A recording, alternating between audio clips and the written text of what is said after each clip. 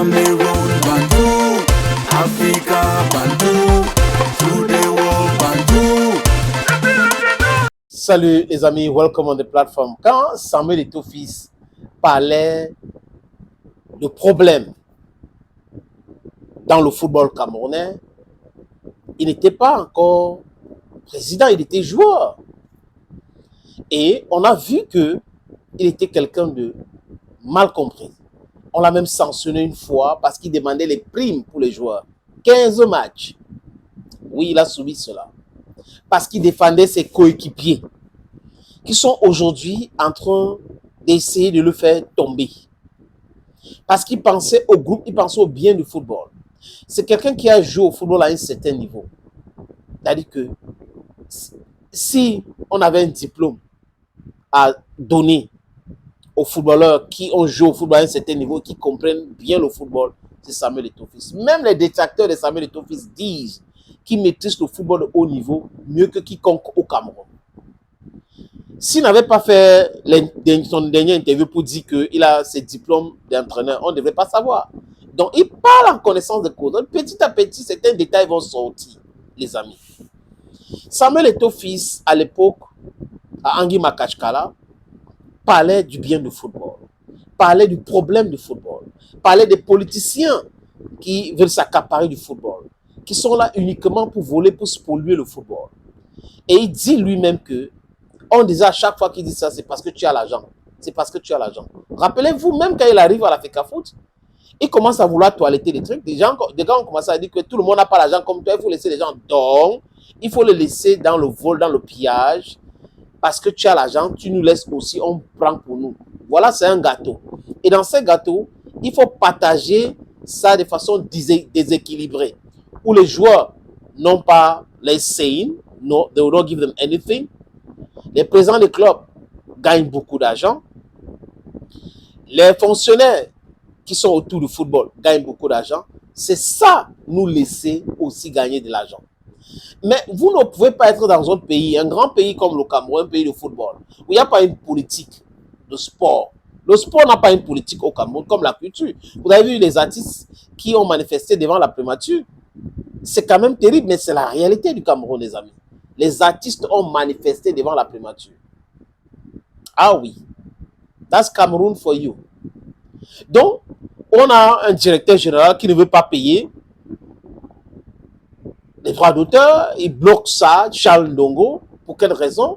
Donc, on est dans ça où on a des roitelettes qui se prennent pour les rois. Et quand on a quelqu'un qui vient dire stop, ce n'est pas normal, vous ne pouvez pas faire ça, on combat la personne. On vous montre la lune et vous attaquez au doigt qui vous montre la lune. Le doigt là est sale, c'est un peu tordu, c'est un peu... On est en train de parler de quoi là, les amis? On parle de politiciens qui spolient le football. On parle de politiciens qui n'ont pas, c'est-à-dire qui n'aiment pas le football, mais qui aiment l'argent de football. Vous voyez un peu, les amis. Je vous suggère, c'était devant Alain Foucault sur RFI, et tu avais dit ça en français facile. Let's listen to him. La seule chose qui intéresse ces dirigeants, c'est de voler. Si vous voyez, nos fédérations sont très pauvres, donc elles s'appuient sur nos États. Mais la priorité de nos États, c'est pas le football. C'est pas le football. Et bien même, quand il y a des fonds alloués pour ce football, il y a beaucoup de chantage, il n'y a pas une vision, il n'y a pas une politique pour développer le sport ou le football en particulier. Je te prends l'exemple du Cameroun, une fois de plus. Il n'y avait pas une comptabilité retraçable où on pouvait voir ce qui se passe. Ils créent une comptabilité. C'est une réalité qui est là aujourd'hui. Parce que, mais quand tu dis ça aux gens au Cameroun, ils disent, mais lui, il dit ça parce qu'il est riche. Mais non, la seule chose qui intéresse ces dirigeants, c'est de voler. De voler. Ils n'ont aucune vision. C'est clair. Donc, vous voyez que pour ceux qui le suivent depuis longtemps, il a été toujours constant. En tant que joueur au Real de Madrid, à Mallorca, FC Barcelone, Inter de Milan, Angui Makachkala, Chelsea, Tottenham, Everton, non, je vais dire Everton plutôt, Everton, en Turquie, il a toujours été constant. Il dit ce qu'il veut faire et quand il est contre quelque chose, il dénonce ces choses-là. Il dénonce clairement ça. Il n'est pas dans l'hypocrisie. Vous comprenez, les amis? Parce que nous sommes dans un pays où il y a beaucoup d'hypocrites. Quelqu'un pense quelque chose, mais il ne veut pas dire ou il ne peut pas dire, de peur de blesser quelqu'un, alors que cette personne est en train de détruire l'avenir des millions de Camerounais. C'est pas possible. On ne peut pas vivre comme ça. Donc on a besoin de gens comme ce monsieur, comme moi. On a besoin de gens comme vous pour dire stop à cette nonsense.